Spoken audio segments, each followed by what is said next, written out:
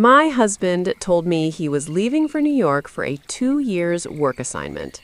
Enjoy the news story. My husband of 7 years kissed me at the departure gate of Wilmington International Airport on a Sunday morning in April, told me he loved me, and walked toward security with a rolling suitcase and the olive green duffel bag I'd helped him pack the night before. He turned once, waved, mouthed the words again, "I love you." I waved back, tears running down my face, chin trembling, the whole performance. And it was a performance, because those tears were not sadness. They were 14 days of swallowed rage leaking out of me in the only way I could allow. I knew exactly where Mason Dunlap was going.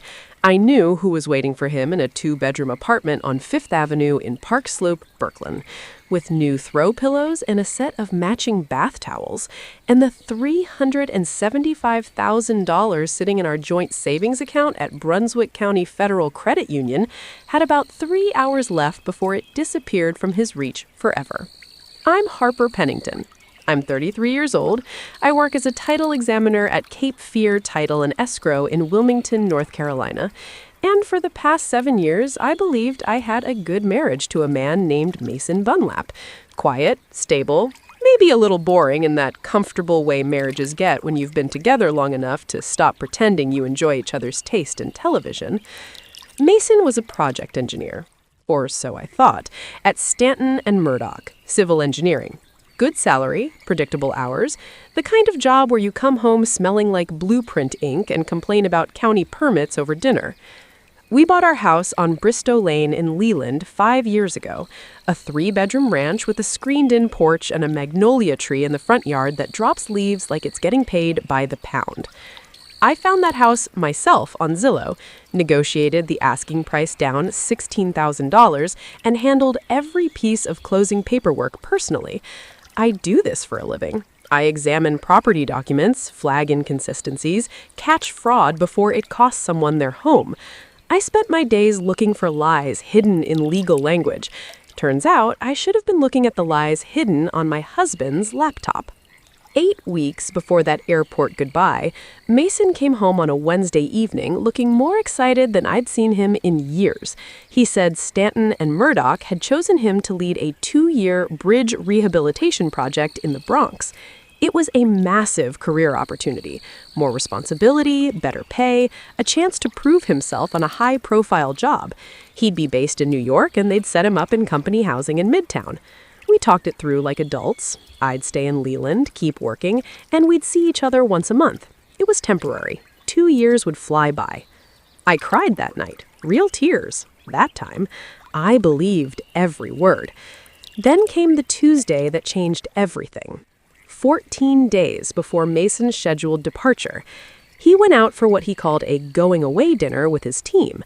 I was home alone, craving comfort food, and I wanted to print a chicken pot pie recipe I'd saved on Pinterest. My phone was charging in the bedroom, so I grabbed Mason's laptop off the kitchen counter. It was open, just sleeping. I tapped the trackpad. I was looking for a chicken pot pie recipe.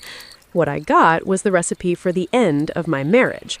There was a minimized Chrome tab behind the browser window. I clicked it by accident. It was a street-easy listing for a 2-bedroom apartment on 5th Avenue in Park Slope, Brooklyn. Hardwood floors, exposed brick, $3,400 a month. The move-in date was April 14th, the exact date Mason was supposed to leave for his assignment. My hands were already cold when I noticed the second tab, an open Gmail window. An email from someone named Cleo Marchetti. The subject line had a heart emoji, and the body of that email talked about our new place, the West Elm couch they'd picked out together, and how she, Cleo, could not wait to wake up next to him every single morning. I sat at that kitchen table for probably 4 minutes without moving, the laptop screen glowing in the dim kitchen, the pot pie recipe completely forgotten. My husband was not going to New York for work. He was going to New York to move in with another woman. And he looked me in the eyes over dinner, held my hand, and told me it was a career opportunity. Here's what I didn't do. I didn't scream. I didn't call him. I didn't throw anything. I work with documents. I examine evidence for a living, and every instinct I had told me the same thing. The person who has the paperwork wins. The person who reacts first loses leverage. I screenshotted everything. The Street Easy listing, the email, the Gmail account showing the sender's full name. I sent it all to my work email. Then I closed the tabs, put the laptop back exactly where it was, and opened Pinterest on my phone. I even printed the pot pie recipe, made it the next night, served it to Mason with a smile. Best pot pie I ever made. He said it was delicious. Over the next 14 days, I became someone I didn't recognize. I found Cleo Marchette's Instagram, public because of course it was, photos with Mason going back 14 months, restaurants, weekend getaways, selfies on a rooftop somewhere with the Manhattan skyline behind them. One photo from 6 months ago stopped me cold. Cleo wearing a gold pendant I'd never seen. Caption reading, "Someone spoils me." I could see enough of the pendant to know it wasn't cheap. I mapped Mason's work trips against Cleo's posted locations. Charlotte in September, Cold Spring in November. They matched like puzzle pieces. I told no one except Tess Calloway, my best friend and co-worker at Cape Fair Title, and even Tess got the minimum. I sat across from her in the break room and said, "I need you to trust me for about 2 weeks and not ask questions."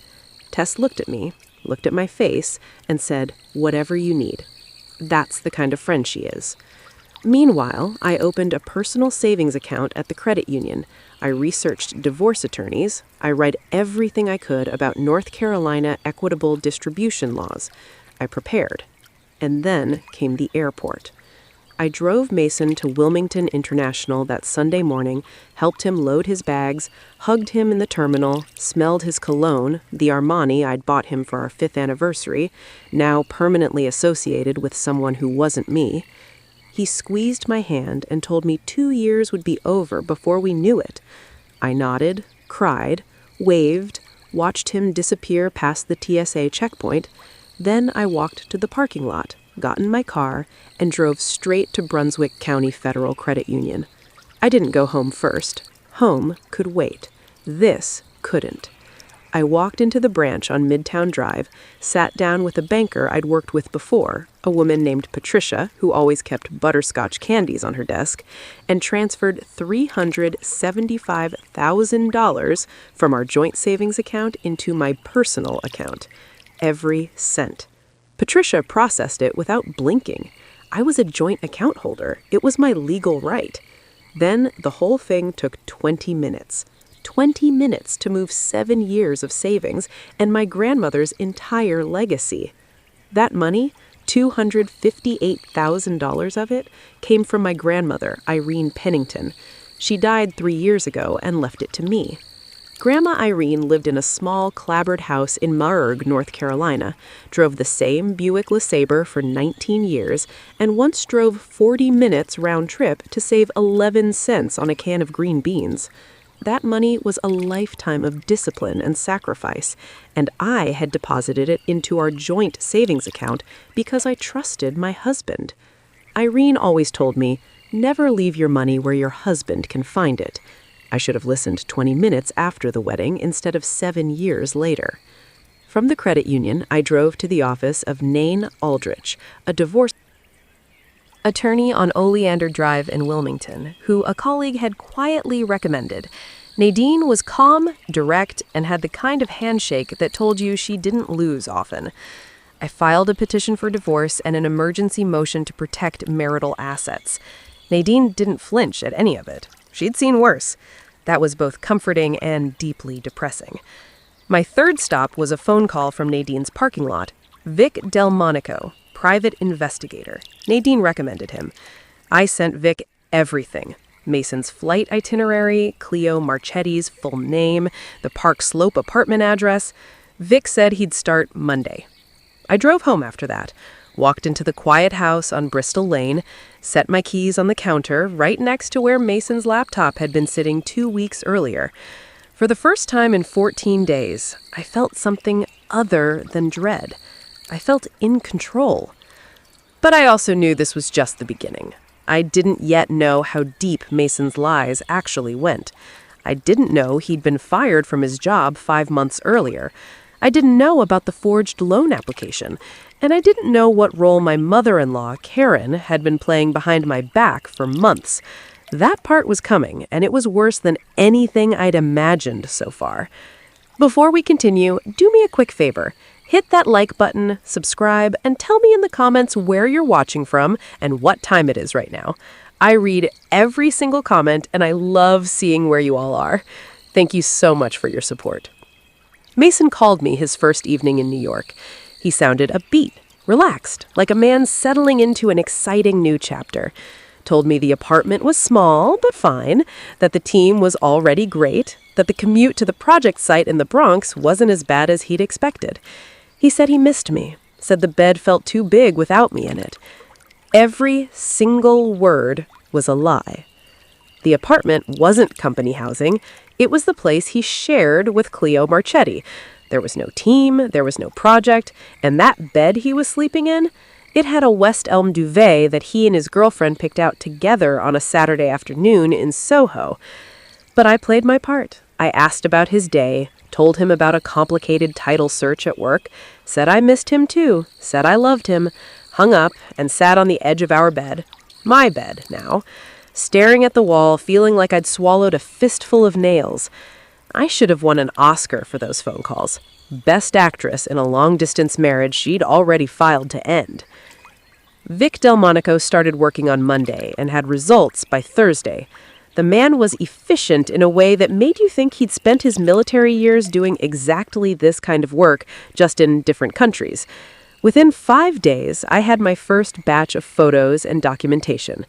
Mason and Cleo, arm in arm, walking into a brownstone apartment building on 5th Avenue in Park Slope. Cleo carrying a reusable grocery bag from Key Food on 7th Avenue. Enough food for 2. A shot of the building's intercom panel showing Dunlap Moretti on the buzzer for apartment 3R.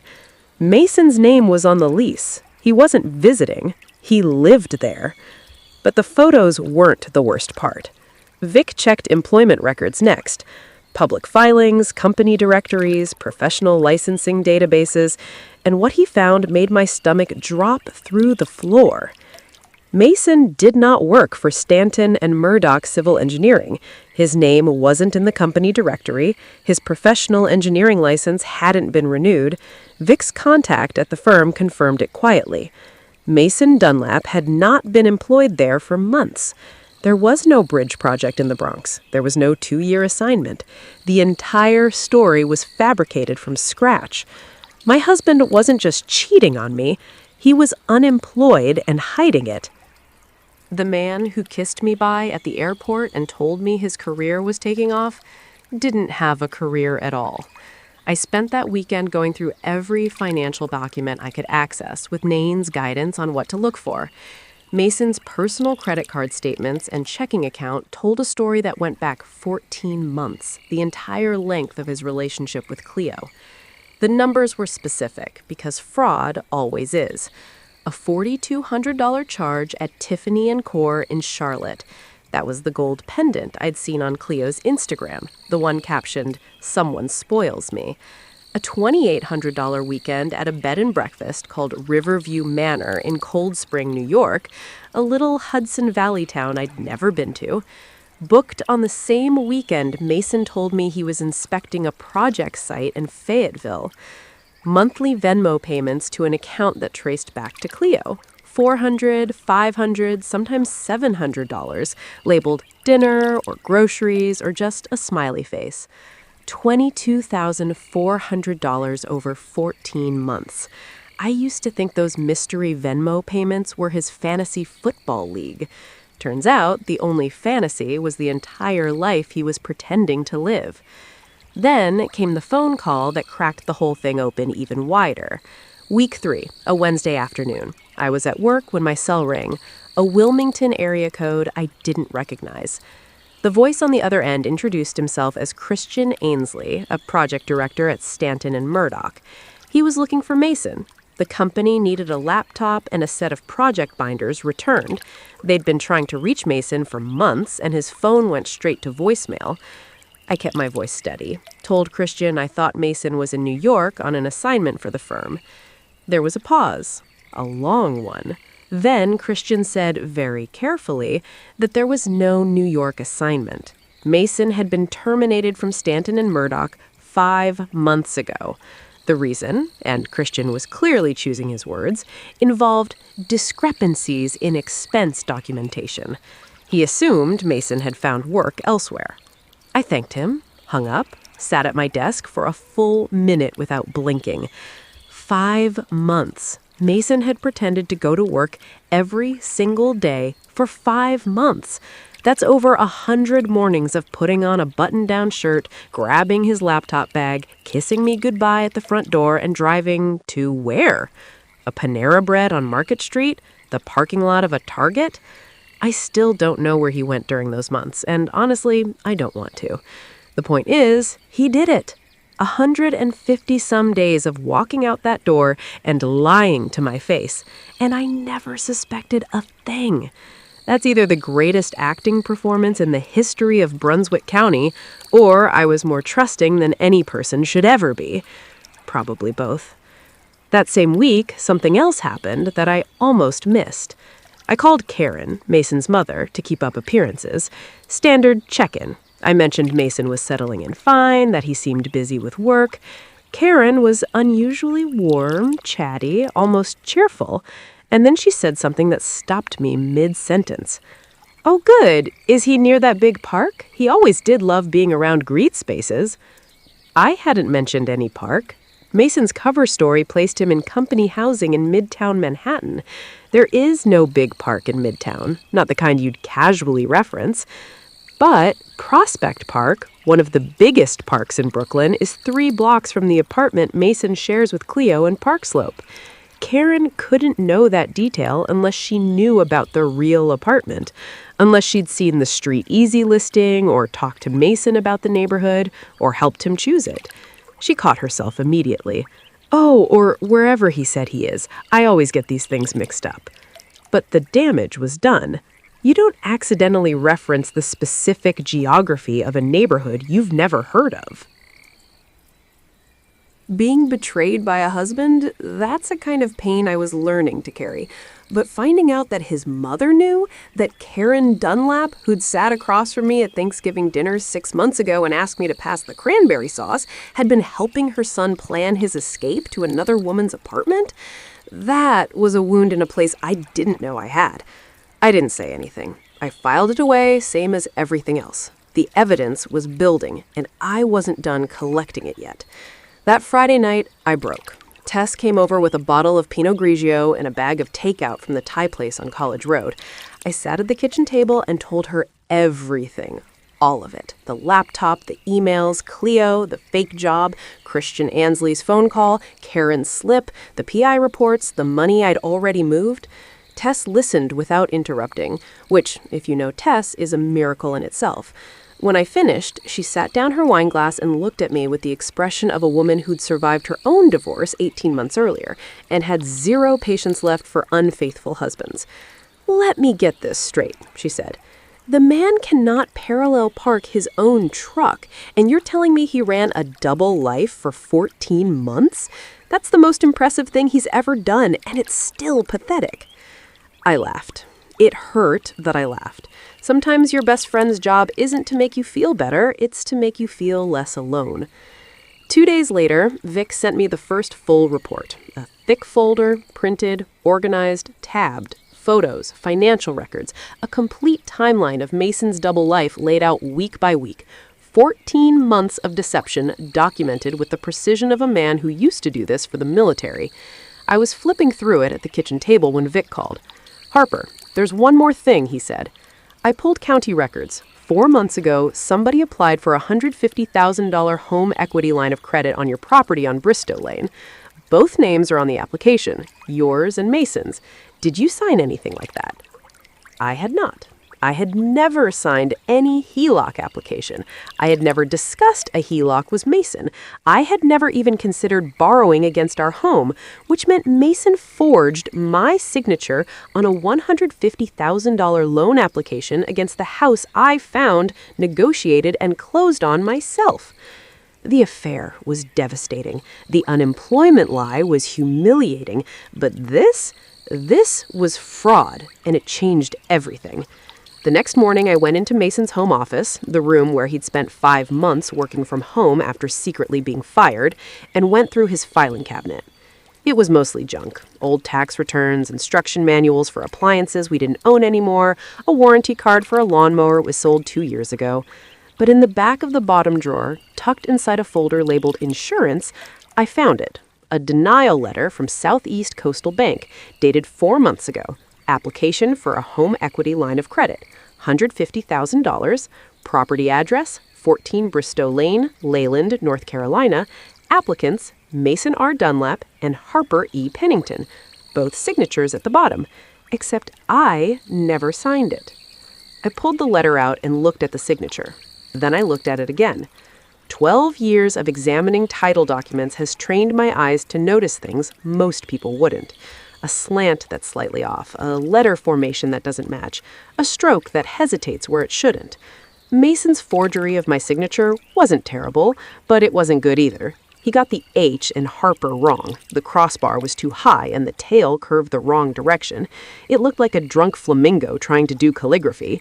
The bank's verification team caught the discrepancy between this signature and the one they had on file from our mortgage closing, and they denied the application. That denial saved us $150,000 in debt that Mason would have used to fund his new life with Cleo. I called Nadine immediately. She was quiet for about 5 seconds after I described the letter, and if you know Nadine Alvakrik, 5 seconds of silence means she's already 3 moves ahead. She told me this was a game changer. Forging a spouse's signature on a financial application isn't just grounds for an unfavorable divorce settlement, it's potentially criminal bank fraud, document forgery. And more importantly, for our case, it proved premeditation. Mason didn't wake up one day and decide to leave. He'd been planning to extract money from our life together for months, trying different methods. When the HELOC failed, he invented the fake work assignment as Plan B. When Plan B got him to New York, Plan C was to slowly drain the $375,000 in joint savings by calling me every few weeks with excuses about project expenses and equipment deposits, manipulating me into approving transfers myself. That was his strategy, and it wasn't stupid. It might have worked if I hadn't found that laptop 2 weeks too early. Here's what keeps me up at night sometimes: the timing. Mason was planning to start requesting money from the joint savings around month 2 or 3. Small amounts first, $5,000 here, $8,000 there, with plausible work-related reasons. He figured I'd trust him. I always had before. If I hadn't opened that laptop on a random Tuesday evening in search of a pot pie recipe, I would have been sitting at home right now wiring money to a man who was spending it on another woman's rent. I moved the $375,000 about 5 weeks before Mason planned to touch it. 5 weeks. That's how close it was. VIX reports from New York were painting a picture of a man running out of time and money simultaneously. Mason had left North Carolina with roughly $11,000 in his personal checking account. What was left after 14 months of funding an affair and 5 months of having no paycheck at all?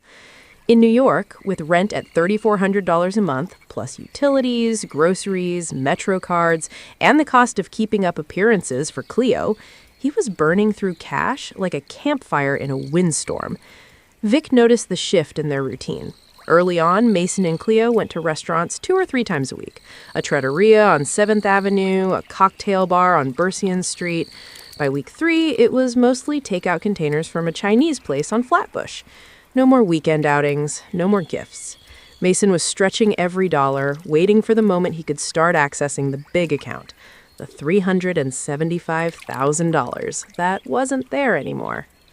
Meanwhile, Nadine was building something I can only describe as a legal fortress. She filed the petition for divorce, the emergency motion to freeze remaining marital assets, and a formal notification to the court about the HELOC forgery with the denial letter and signature comparison attached. She also prepared for what Mason would do the moment he found out about the money. He's going to file a motion to get it back, Nadine told me during our meeting that week. The money was in a joint account. He'll argue you removed it unilaterally without his consent, and he'll have a legal point. Joint account means joint ownership. I felt a chill when she said that. I'd assumed moving the money put me in the clear. Nadine saw my face and held up a hand. He has an argument. We have a better one. $258,000 of that money is your inheritance, traceable to Irene Pennington's estate through probate records. It's separate property that was commingled into a joint account, but it's still identifiable and still yours. The transfer was a protective measure by a spouse who discovered her partner had forged her signature on a 6-figure loan application, concealed a job termination, abandoned the marital home, and was cohabiting with a third party. Any judge in this county will see it our way. But I want to be honest with you. He is going to fight, and it won't feel good when he does. I appreciated that honesty. Nadine never sugarcoated anything, and in those weeks, I needed reality more than comfort. That evening, after Nadine's meeting, I sat in the living room with a cup of tea and looked at the framed photo of Grandma Irene on the bookshelf. It was taken at her kitchen table in Bragg, North Carolina. The same table where she taught me to play gin rummy when I was 9. Irene lived in a 1,200-square-foot clapboard house with a vegetable garden and a screen door that never closed right. She drove the same champagne-colored Buick LeSabre for 19 years, rotated her tires religiously, and once drove 40 minutes to a Piggly Wiggly in Atkinson because their canned green beans were 11 cents cheaper than the Food Lion in Bragg. That's who she was. Every dollar she saved was a brick in the foundation she left behind, and that $258,000, her entire life's discipline compressed into a number, was sitting safely in my personal account, instead of funding Mason Dunlap's Brooklyn love nest. Grandma Irene would have had a few choice words for Mason, and none of them would have been printable on a church bulletin. The pieces were coming together. I had the PI documentation of the affair. I had proof Mason was fired for falsifying expense reports. I had proof the New York assignment was fabricated. I had $22,400 in documented affairs spending. I had the forged HELOC application. And I had Karen's slip about the park. Not enough to prove her involvement in court, but enough for me to know. But Mason still didn't know any of this. He still called every few days, keeping up his performance, telling me about the project and how the team was progressing. I played along every single time, my voice steady, my words warm, while my phone silently recorded every conversation. North Carolina is a one-party consent state, meaning I only needed my own permission to record. And Mason, in his confidence that I was still the trusting wife waiting patiently at home, kept talking, kept lying, kept handing me evidence without realizing it. I needed to keep this performance going a little longer, because the moment Mason discovered the money was gone, the clock would start. He'd panic. He'd make moves.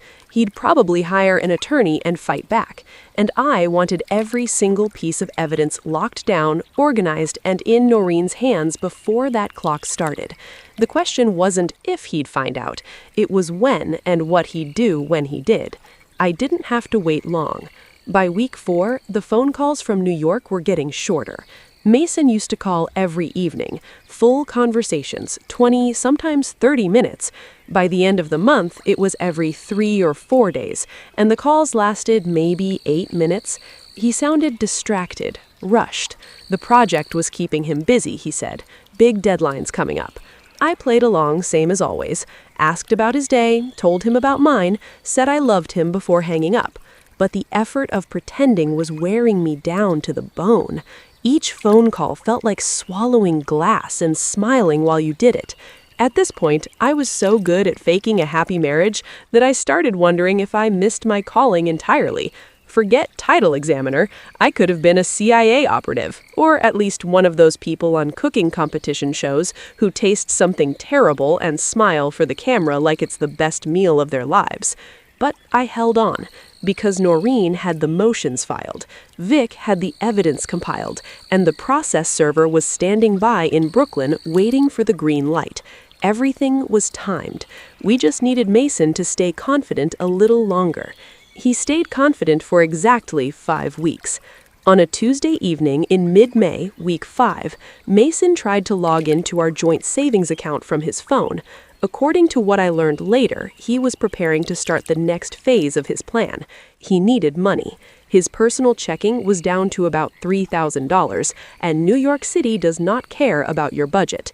He was going to call me that week with a story about needing $7,500 for equipment rental on the project, the first of what he planned to be a series of requests, each one with a perfectly reasonable work-related excuse. He never got to make that call.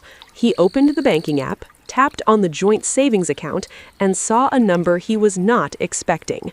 $0, 0 cents. He refreshed the page, refreshed it again, closed the app and reopened it, called the bank's customer service line. The representative confirmed what the screen was telling him. The funds had been transferred out by the joint account holder, Harper Pennington, 5 weeks earlier. The money had been gone since the day he left. He just never checked. Mason called me. I didn't answer. He called again and again and again. 17 missed calls in 2 hours. Then the texts started. Harper, what happened to the savings? Followed by, Harper, pick up the phone. Then, this isn't funny, call me back. 17 missed calls. That man hadn't called me 17 times in the last 7 years of our marriage combined. Not on my birthday, not on our anniversary, not even when he backed his truck into our mailbox and needed help filing the insurance claim, but threatened his access to $375,000, and suddenly I'm the most important person on earth? I sat on the couch with a cup of chamomile tea, watched the notifications pile up on my screen, and didn't move. That evening, after the 17th missed call, I called Noreen. She'd had a process server on retainer in Brooklyn for 2 weeks waiting for exactly this moment. He knows, I told her. Good, she said. We go tomorrow. The next morning, the server arrived at the apartment on 5th Avenue in Park Slope.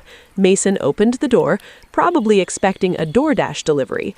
Instead, he received a manila envelope containing a petition for divorce and an emergency motion. Motion to protect marital assets, and a formal notice advising his legal counsel to contact the law office of Nain Ulrich in Wilmington, North Carolina. Vic was parked across the street in a rented Nissan, documenting the whole thing. 2 hours after being served, Mason finally reached me. I answered this time because I wanted him on the record. He was furious, panicked, cycling between threats and desperation like a man trying to steer a car with no brakes. He told me I had no right to take that money. I told him calmly that $258,000 of it was my inheritance, and the remainder was subject to equitable distribution under North Carolina law, and that he should speak with an attorney. That made him angrier. He said he was going to come back and sort this out, said I was overreacting, said this was not how adults handle things. I could feel the rage coming through the phone like heat from an open oven, and I let him talk because he kept saying things he shouldn't have. He mentioned the apartment, my apartment that I'm paying for. He mentioned Cleo by name. Cleo has nothing to do with this. And then the line that Nain would later circle in red ink on the transcript. I need that money for rent, Harper. Do you understand that? You know that feeling when someone shows you exactly who they are and you realize you've been editing them in your head for years, cleaning up the rough edges, rounding off the sharp parts, giving them the benefit of every doubt? That phone call was the moment every edited version of Mason Dunlap collapsed, and the real version, the one who'd lied to me every day for over a year, who'd forged my name, who was now screaming at me because I'd protected my own grandmother's money, that version was ugly. I hung up and forwarded the recording to Nain. One-party consent, every word admissible. But Mason wasn't done. I need to be clear about this. He was not a stupid man, and he did not give up. He flew back to North Carolina 2 days later, found a budget attorney from a small firm near the Brunswick County Courthouse, a guy named Lester something who handled mostly DUI cases and property disputes, and filed an emergency motion to compel me to return the $375,000 to a court-controlled escrow account. His argument? The funds were in a joint account. I removed them unilaterally without his knowledge or consent, and I had no right to take all of it regardless of the source. And here's the thing. He had a point. Legally, a joint account belongs to both parties. Mason had standing to challenge what I'd done. And when Nain called me to tell me about this motion, I felt real fear for the first time since this started. What if the court agreed with him? What if I had to put the money back? Nain told me to breathe. She'd been preparing for this exact move since day one. The hearing was short, held in a conference room at the Brunswick County Courthouse, not a dramatic courtroom, just a judge, a clerk, 2 attorneys, and 2 people who used to share a bed and a mortgage. Nain presented her argument with the precision of a surgeon. $258,000 was traceable, separate property inherited from the estate of Irene Pennington. Probate records attached. The transfer was a protective action by a spouse who had discovered that her husband forged her signature on a $150,000 HELOC application. Denial letter and signature comparison entered into evidence. Additionally, Mason had concealed his termination from employment, abandoned the marital home to cohabitate with a third party, and the recorded phone call demonstrated his intent to use joint savings for personal expenses related to the affair. Mason's attorney didn't have a counter for the HELOC forgery. That was the piece that broke his case. You can argue about joint accounts all day long, but when one spouse has forged the other's signature on a 6-figure loan application, credibility evaporates. The judge denied Mason's motion. The $375,000 stayed with me pending full equitable distribution. Mason's attorney packed up his briefcase so fast I thought the zipper was going to break. You know a case is bad when even the lawyer wants to leave the room before the air clears? Mason walked out of that courthouse with nothing. No money, no job, no legal. Leverage. He checked into a weekly rate motel off US 17 near Supply. $40 a night. The kind of place where the ice machine hasn't worked since the second Bush administration. But the story wasn't over, because 2 people were about to make moves that Mason never saw coming, and both of them were going to make his situation significantly worse. One was a 29-year-old marketing coordinator in Brooklyn who just started Googling her boyfriend's name. The other was his own mother. While Mason was sitting in a motel room in Supply, North Carolina, trying to figure out how his plan had collapsed, the dominoes were still falling, just in places he wasn't looking. Back in Brooklyn, Cleo Marchette's life was unraveling in a different way. Mason had left abruptly, told her there was a legal emergency back home involving a property dispute with his ex-wife. He promised he'd be back in a week. That was 2 weeks ago. The rent was due, and Mason had stopped returning his calls with any consistency. When he did pick up, he sounded angry, distracted, and nothing like the confident, successful man she'd been living with. Cleo was not the kind of woman who sat around waiting for answers. She was a marketing coordinator at a branding agency in Soho. She researched things for a living. So one evening after work, alone in the apartment that suddenly felt very empty, she opened her laptop and typed Mason's full name into a search bar. What she found took less than 5 minutes. The North Carolina Public Records Portal, where marriage, divorce, and property records are searchable by anyone, showed a marriage certificate for Mason R. Dunlap and Harper E. Pennington, filed 7 years ago in Brunswick County. No corresponding divorce record, no separation filing until 6 weeks earlier. He was never divorced. He was never separated. The entire 14 months of their relationship was built on a lie he told her on their second date and never corrected. Cleo kept digging. She searched for Mason's name in connection with Stanton and Murdoch's civil engineering. No current listing, no professional license renewal, no LinkedIn activity in months. The great career and big new position he'd described to her, another fabrication.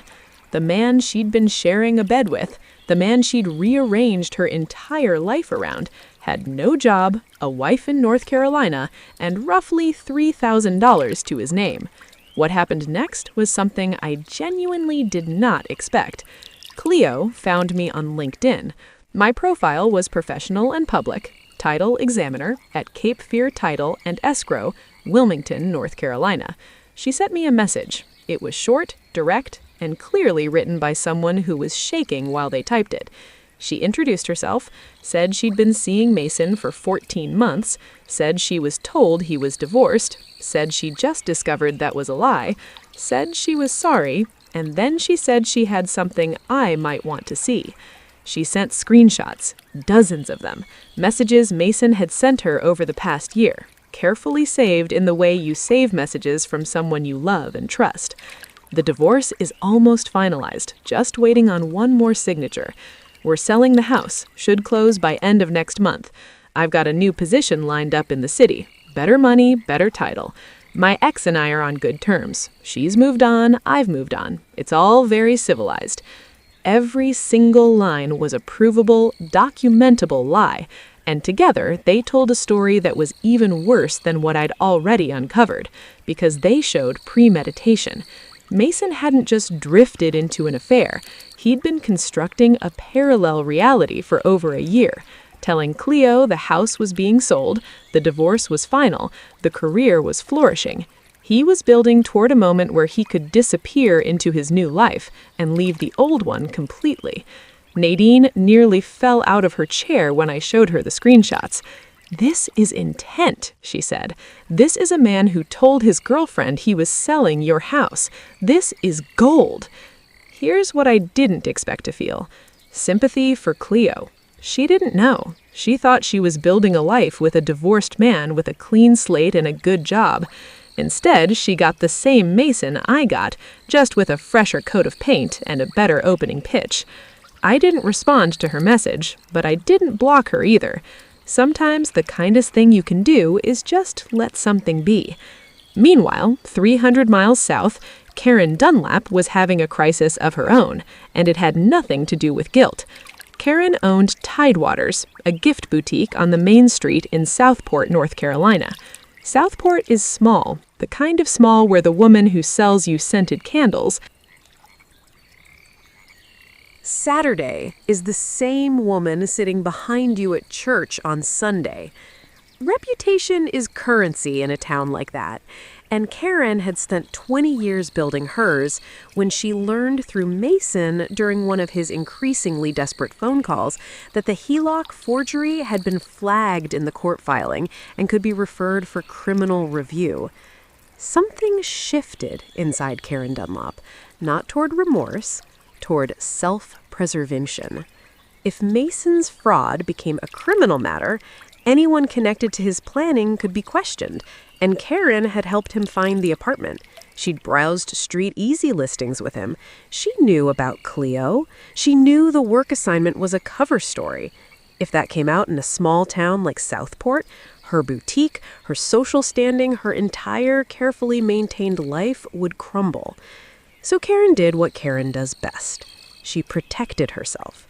She called Nadine Albrecht's office not to apologize, not to explain, to offer a written statement confirming what she knew, that Mason had told her he was moving to New York to live with another woman, that she had helped him search for apartments online, and that Mason had described his plan as getting settled first and figuring out the money situation later.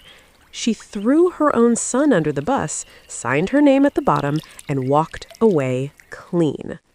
Karen Dunlap spent 7 years telling me my pot roast was too dry, and now she was serving her own son on a platter, medium rare, no seasoning, with a side of legal documentation.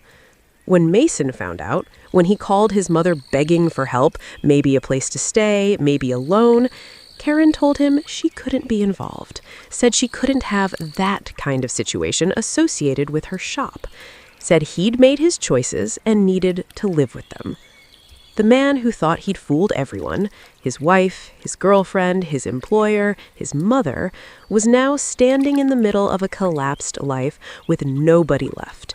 His wife had outsmarted him, his girlfriend had found the truth, his mother had chosen her candle shop over her only son, and the court had denied his one legal move. 2 weeks later, we ended it. Not in a courtroom, not with speeches or dramatics or a gallery full of spectators. It ended in a conference room on Nadine Albrecht's office on Oleander Drive. A rectangular table, 4 chairs, a water pitcher nobody touched, and a manila folder. 4 people, me, Nadine, Mason, his attorney, the DUI guy from near the courthouse who looked like he'd rather be literally anywhere else. Nadine slid the folder across the table. Inside was everything. PI photographs and surveillance logs, Cleo Marchetti's screenshot showing 14 months of premeditated lies, the HELOC denial letter with the forged signature and a professional handwriting comparison, termination documentation from Stanton and Murdoch confirmed by Christian Ansley, Karen Dunlap's signed statement, a transcript of Mason's recorded phone call, the one he said he needed the savings for rent. Mason's attorney opened the folder. He read slowly, page by page, for what felt like 10 minutes, but was Probably 7. The room was completely silent. I could hear the air conditioning humming through the ceiling vent. When he finished, he leaned over to Mason and spoke quietly. I couldn't hear the words, but I could see Mason's face, and I watched something drain out of it. Not anger, not defiance, something deeper. The last flicker of the belief that he could still talk his way out of this. The separation agreement was straightforward. I retained $258,000 as traceable separate property. Grandma Irene's inheritance documented through probate records. The remaining $117,000 in joint savings was divided 75 to 25 under equitable distribution. Approximately $88,000 to me, approximately $29,000 to Mason, reflecting his documented fraud, concealed unemployment, abandonment of the marital home, and dissipation of marital trust. I kept the house on Bristow Lane. Mason had abandoned it, and the HELOC forgery destroyed any claim he might have had. The forgery itself remained available for the district attorney's office to review at their discretion. Mason picked up the pen, signed his name on every flagged line. His attorney gathered the papers, shook Nane's hand out of professional habit, and left without looking back. No speech, no confrontation, no satisfaction the way movies promise it. Just the sound of a pen scratching paper, and then silence, and then it was over. I thought I'd feel triumphant walking out of that room, or at least relieved, but mostly I felt tired. The kind of tired that comes from carrying someone else's lies for longer than you realized, and finally setting them down. Tess was waiting in the parking lot, leaning against her car with 2 coffees from the Port City Java on Market Street. She didn't ask how it went, she could see it on my face. She handed me a cup and said, "So, what do you want for dinner? Because I'm thinking we've earned sushi." I laughed, really laughed, the first honest one in months. If you've made it this far, you are truly one of my people, from the bottom of my heart. If this story meant something to you, please hit that like button, subscribe, and drop me a comment.